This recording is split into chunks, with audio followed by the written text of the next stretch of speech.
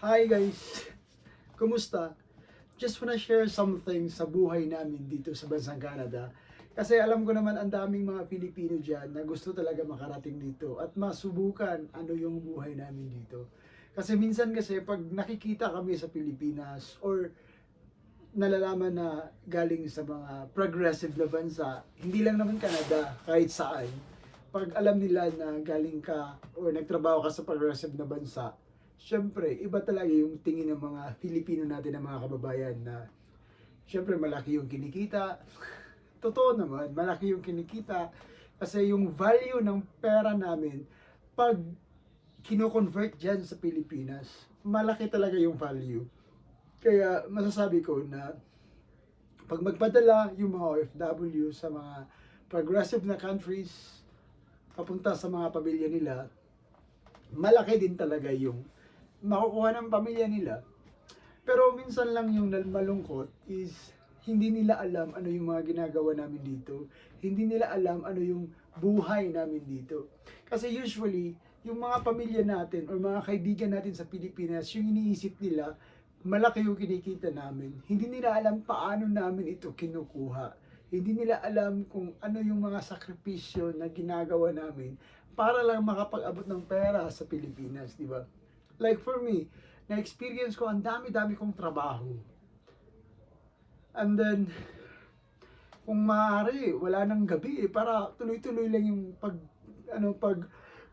pagkuha ng pera or pagtrabaho namin para kumita. Ganun lang din naman eh. That's the reality of an OFW. Maraming mga OFW tayo na mga sa Asian countries lang na maliliit yung mga kinikita na talagang napakahirap ng trabaho. Marami din sa atin na nasa progressive countries na mahirap yung trabaho. Like me, janitor ako dito. Honestly, sa Pilipinas, professional ako dyan. Pero dito, hindi ko siya nagagamit kasi iba yung educational system sa Pilipinas, iba naman dito. Pero I'm lucky kasi nasa Canada ako. Nabigyan ako ng pagkakataon na makapag-aral. Kaya gumraduate din ako dito ng business administration where in fact, nagagamit ko siya ngayon sa trabaho ko kasi supervisory level na rin yung trabaho ko dito. So, nagagamit ko siya. Pero alam nyo guys, hindi madali yung buhay dito sa bansang Canada. Sa totoo lang yung nakikita nyo na may bahay, may kotse, ano pa, yung mga bagay-bagay na nakikita mo sa kanila. Hindi lahat ng mga Pilipino dito ha, pero usually utang lahat. Yung mga ganun. Bahay, utang naman yan eh. Kotse, utang naman yan, di ba? Kaya yung nakikita ng iba na maganda yung buhay namin dito, oo, maganda siya kasi nasa progressive countries kami.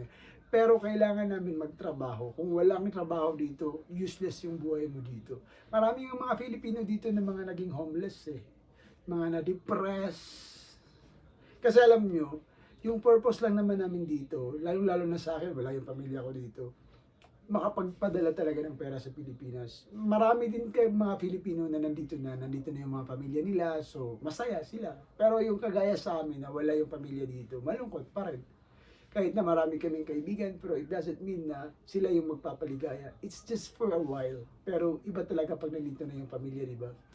Kaya na-realize ko, dati sa Pilipinas wala akong mga utang eh. Tsaka ayoko magka-utang. Pero dito sa Canada, left and right yung mga utang ko. My God, alam nyo ba na halos yung kinikita ko is para lang sa billings. Sasakyan dito. 2 times kang magbabayad, bi-weekly yung payment. Tsaka monthly din yung insurance. So yung sasakyan ko, malaking kawalan sa sahod ko. Imagine $900 per month yung mawawala sa sahod ko para lang sa sasakyan. Rental pa ng bahay, padala sa Pilipinas, insurance. My God, saka ngayon nagbabayad na rin ako ng loan ng education ko kasi inutang ko din yung pag-aaral ko dito eh. Naka-loan kasi ako nun eh. So ngayon, panahon na para magbayad. Kaya, hindi talaga madali yung buhay dito. Yung sinasabi nila na maganda yung buhay, siguro yung iba, yung wala ng utang. Kasi dito, pag first 10 years mo dito, medyo, first 6 years or first 7 years, medyo talagang mahirap yun eh.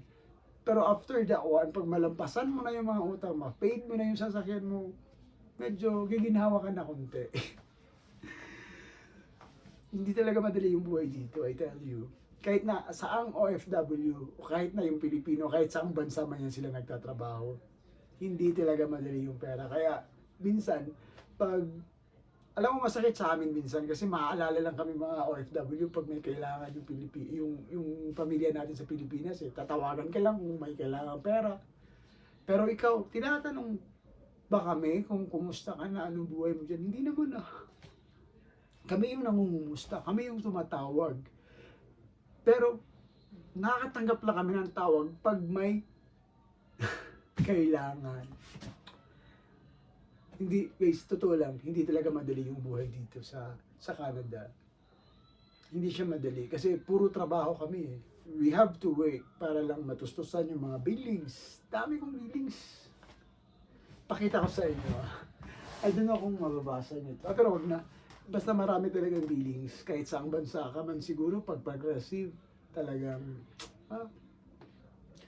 siguro kung wala akong sinusuportahan sa Pilipinas, malaki yung ipon ko. Pero, kailangan ko kasi it's my responsibility as a breadwinner na magpadala sa Pilipinas. Kasi ito naman yung purpose ko bakit ako pumunta dito? Para maiahon ko yung pamilya ko sa kahirapan. Kahit na ako yung maghirap, importante, makita ko silang masaya sapat na. Di ba? So ganito, kailangan mo isakripisyo yung sarili mo. So, gusto ko lang sabihin na hindi po madali yung pagtrabaho dito sa bansang Canada. Although maganda yung buhay pag nandito ka, pero ang daming billings, ang daming mong bayarin, ang daming mong utang, sa totoo lang.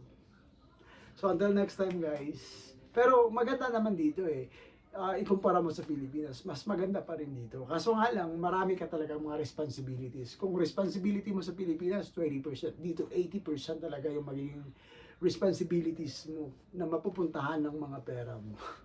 So, kailangan wise ka pag nandito ka sa bansang Canada para gaganda at aasinso ka. Until next time, guys. Paalam.